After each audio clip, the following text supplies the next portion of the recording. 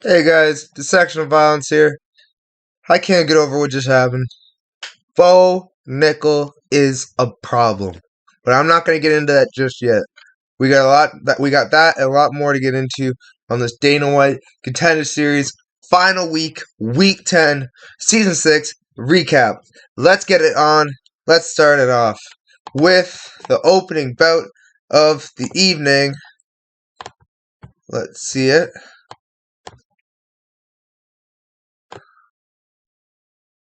Let's see how he did. No way. No way did I call it. I called it, baby. I'm going to get into that later, but let's get into the piece by piece. We had Martes Mendonca versus Ajim. Now, we had Mendonca by decision, which I thought was going to happen. I thought it was going to be a closer fight. Ajim maybe taking the first round, and Mateus Mendonca dominating the last two, or dominating all three. But what I did not see coming was Mateus Mendonca coming in with a brutal cross right behind the ear, and it was beautiful. I can't believe what a shot he landed. Like, I am absolutely, like, it doesn't usually happen like that, like, especially when it's right behind the ear. Like, they go down and, like, I mean, that wasn't the shot that finished it, but, like, the amount of damage power he generated, sorry, not damage, power he generated, it was brutal. He dropped him, and then that follow-up uppercut just put him right out. It was awesome. It didn't help the parlays. I needed him for over 1.5, but it is what it is. I cashed him. I had him as a big. I had him as a 2 unit lock. Um, Retrospect should have used him as a parlay booster, and yeah. But yeah, moving on. We had Rafael Ramos Esteban versus Hayo Elias. Hayo Elias. I'm so pissed off. Couldn't hang on for just 4 more seconds. I had this fight going over 1.5, and unfortunately, due to Jason Hergola being a piece of crap, I'm really upset. But he did not let it go for about 5 more seconds because we had over 1.5. As you can see right there, it did not go over 1.5 by 5 seconds. Very unfortunate. But yeah, we had Rafael Ramos Esteban winning that fight. He is a beast. Really put on that pace and ground and pounds. Brutal. Elias' jiu-jitsu. Once he couldn't get his game going, he just broke. It was kind of pathetic to watch. His coach couldn't even will him on. His coach was the only reason he even fought. And once he found a way out, he just took it. I'm really upset, but it is what it is. That's mainly what got me the whole night. But moving on, we had the fight I'm most proud of.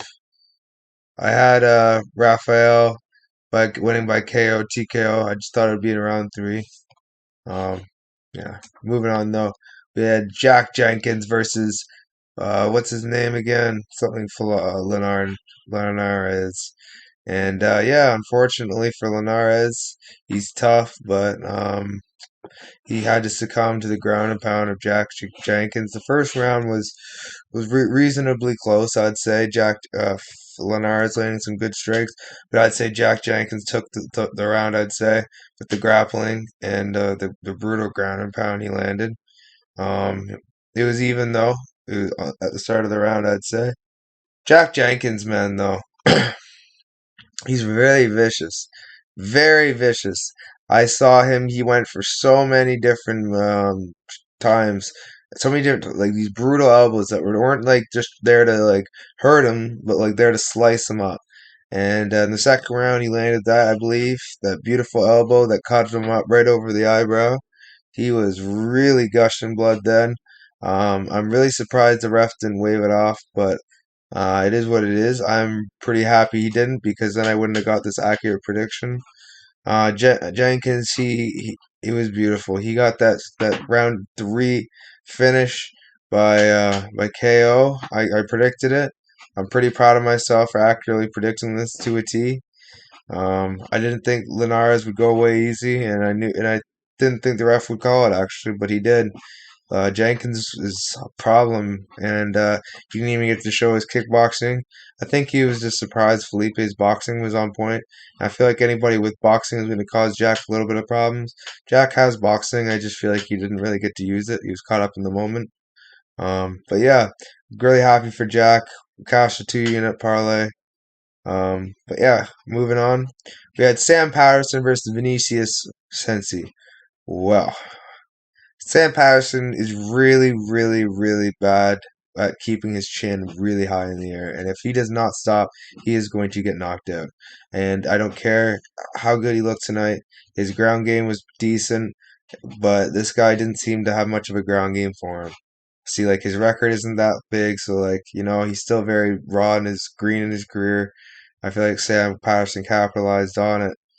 I'm just pretty salty at the fact that Patterson, he is good, but he keeps his chin really high up in the air and he's a bit of a weight bully. 6'4", fighting a lightweight division is a little bit suspect to me. I feel like he could be fighting the welterweight division, but he just chooses to fight at lightweight. He definitely is a savage. I'm not gonna say he isn't. He ate some pretty big shots, but man, like you can't be taking those shots on the chin by some of these guys at lightweight, man. Like this is a division you want to play that game. And yeah, Sam Patterson is a problem, I'd say. Um, I don't think his ceiling is pretty high at lightweight because of unless he fixes that issue, then he could maybe change my mind. But for now, I really don't see too highly of him. That chin, man, it's way too high for my liking. But yeah, the jiu-jitsu looked pretty good. I saw him get the second round finish. I didn't know how, but I thought he was going to KO him. He almost did with that uppercut, but we got lucky. We got the I think it was a submission. What choke was it that we got? Rear naked, I believe. We tried a bunch of different chokes, but the rear naked was the one that got the job done. But yeah, moving on to the main event, the one that really broke my heart and a lot of people's hearts. My boy Bert had over half a round and over 1 minute of the first round. Now I wanted to tail him, and for some reason, Draftwood Kings didn't let me. I'm actually really happy they didn't because we would have lost a lot of money tonight. Instead of losing like 25 units or 23 units or something like that, we only lost like 2.3 units. So like I'm not too upset. It could have been a way worse night. But yeah, Bo Nickal, man, like I am absolutely like blown away. Donovan Beard has never been finished in his whole career. He's faced guys from Renzo Gracie's gym with really good jiu-jitsu. He's faced, let's see, Rasheem Forrest, who's never knocked him out. Um, Never even came close, I don't think. Um, like just a bunch of guys he's faced.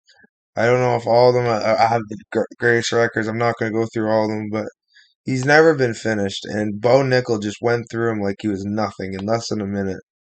Literally, like it was quite disgusting. Like I am all of his fights have not gone past a minute other than the one. Wow. That is insane. That's insane. The way he transitioned to that too, it really shows the improvement of his jiu-jitsu. I am truly shocked at how good this guy is. His striking is still very raw, and I feel like he is going to get exposed one day. But I don't think it's going to be any day soon. So I'm going to keep riding the Bo Height train. I'm not going to put him as my lock or anything, but he's a really good fighter, man. Um, I did pretty good on points, I'd say. Yeah, I'd say so. Um, Definitely, I'm gonna miss the Contender Series. That was the last one of the year.